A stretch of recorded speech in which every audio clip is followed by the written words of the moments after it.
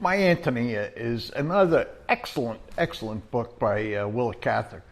It was published in 1918, and it's frequently included in lists of the greatest American novels of the 20th century. In my judgment, that kind of praise is richly deserved. Well, what's the plot? What's the book about?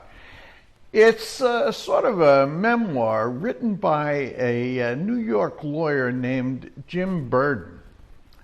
The story starts out with Jim arriving in a place called Black Hawk, Nebraska, on the same train as a girl named Antonia Shimerda. Jim is maybe 10 or 11, and he's an orphan from Virginia who's traveled west to Nebraska to be raised by his grandparents. Now, Antonia Shimerda is 14 or 15. She's an immigrant from someplace in Czechoslovakia, and she's come on the train with her whole family, and they've come to Nebraska to start a farm. Now, that's where their friendship begins, with Jim helping Antonia learn English and to more or less assimilate into being an American. The book tells the story of their two really different lives, but not, I'd say, in a strictly narrative style. The book is a little bit like Death Comes for the Archbishop, which I reviewed a few months ago.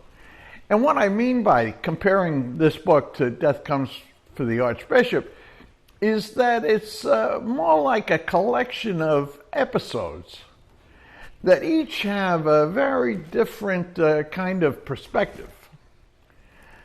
Their two lives, Jim's and Antonia's, tie the whole thing, this whole series of episodes, together. Now that approach lets Willa Cather dig into a lot of different aspects of American small-town life in Nebraska in the last part of the 19th century. Now, the main thing that comes through in episode after episode is the environment. In other words, the land and the weather in Nebraska. The way she paints that environment at different times, it's really scary, and at other times it's really beautiful. In other words, she's giving you both the good and the bad.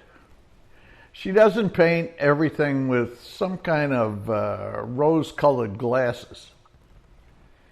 She does the same thing with the pictures she paints of all the different kinds of people who are out there trying to make a go of it in Black Hawk, Nebraska, and then later in San Francisco and New York. There are some really admirable people in the town, as well as some total dirtbags.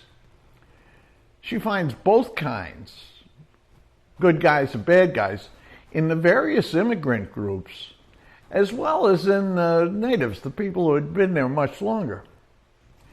And just like her treatment of the land and the weather, there's plenty of violence and crime, as well as acts of great kindness and charity. Now, despite the occasional violence, the misery from time to time, the book is still, on the whole, a nostalgic look back at, I guess, maybe sort of a golden age in Nebraska. I don't know. So that's the overall story of the book. What is it like to actually read it? Well, first off, it's absolutely effortless to read. The writing is smooth, it's vivid, and the pace of the book is very well paced. You do sense, I certainly did, a kind of an overall glow for what America was like at the end of the 19th century. Now remember, the book was published in 1918, and both Willa Cather and her readers in 1918 were very well aware of how miserable the First World War was.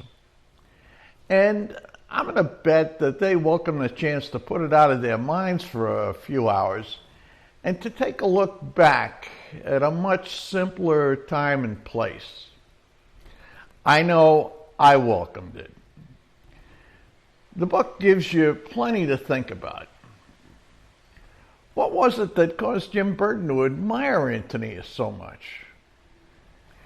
If he did, why didn't he marry her? And just what did it take to create a home and a living at that time and in that place? Really tough. Now, there's a whole lot that can be said about this book and about Willa Cather. She's the subject of a whole lot of scholarly studies. And in fact, I'll tell you, if you look her up on Google, you can get a sense of how much she's been studied and analyzed in all kinds of really scholarly ways. Now, of course, I'm not the guy to do that. I'm really just an old guy who likes to read books. And as you can tell, I really, really liked reading this one. You might too. That's My Antonia by Willa Cather. I'll see you next week.